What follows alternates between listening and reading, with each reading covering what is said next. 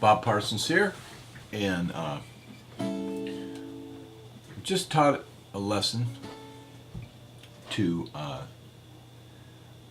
concerning a 1-6-2-5 turnaround, which was the key of A, the blues. We're using all dominant 7 chords for the 1-6-2-5. So 1-6 goes like this.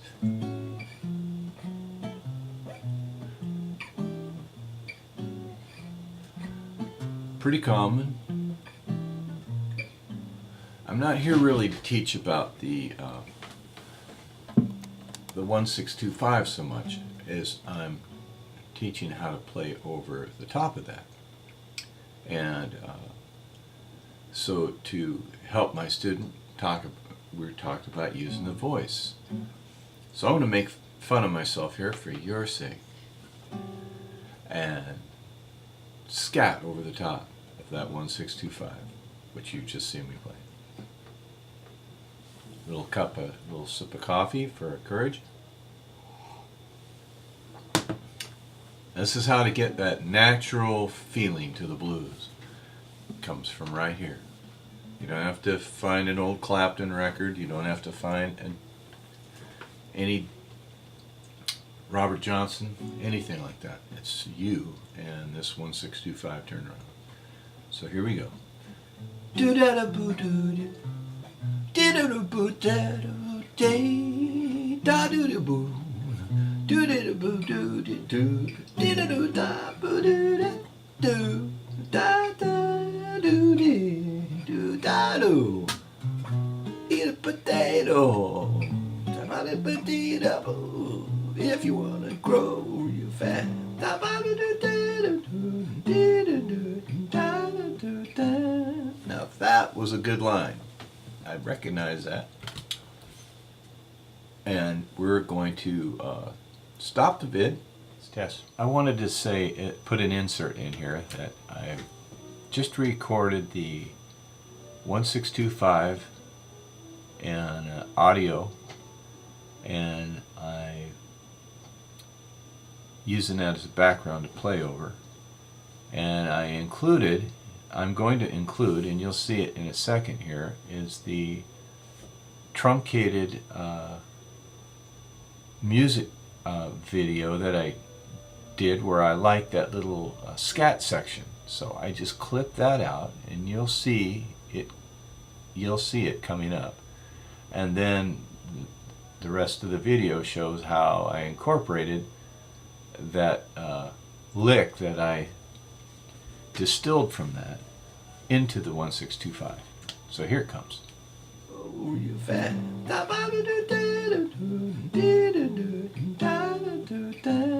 Now, if that was a good line.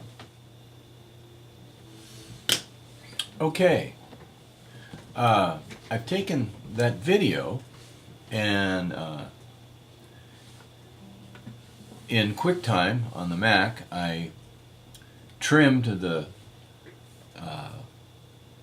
from 204 to about 212, and just took that last little lick that I did that sounded like this.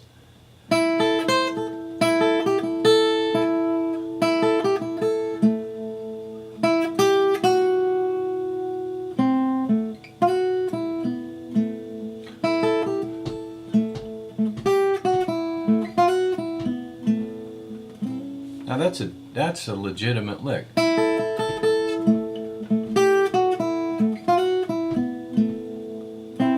It's fingering that I normally wouldn't use, which is pretty exciting.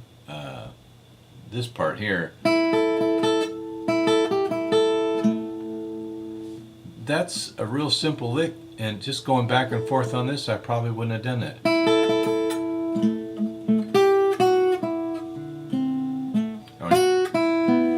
And then catching the 9th right there, I don't think I would have done. So here's what it sounds like when I play the 1-6-2-5, and I now play that systematized lick that I got from my voice. I'll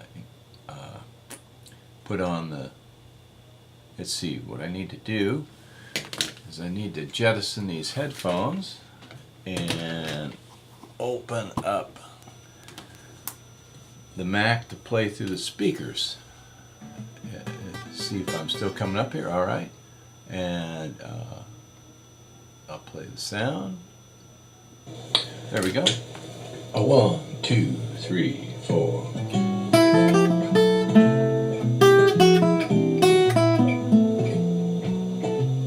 You hear that?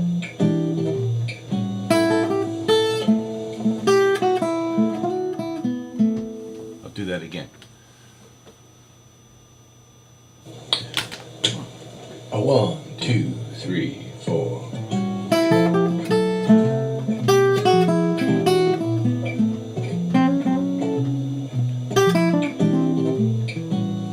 So that's now part of my vocabulary, and that is state of the art as far as I'm concerned. It's a lot of fun.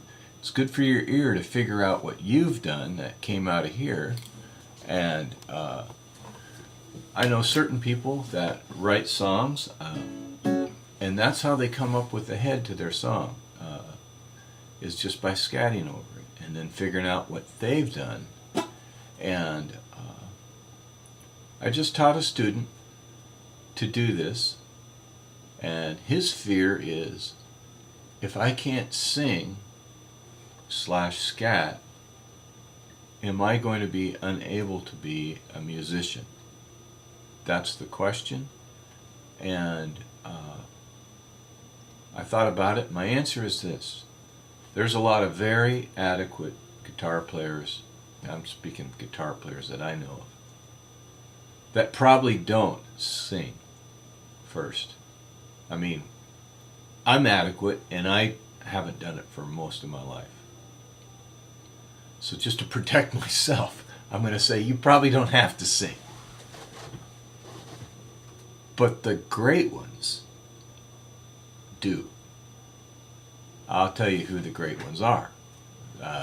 3 right off the top of my head is George Benson,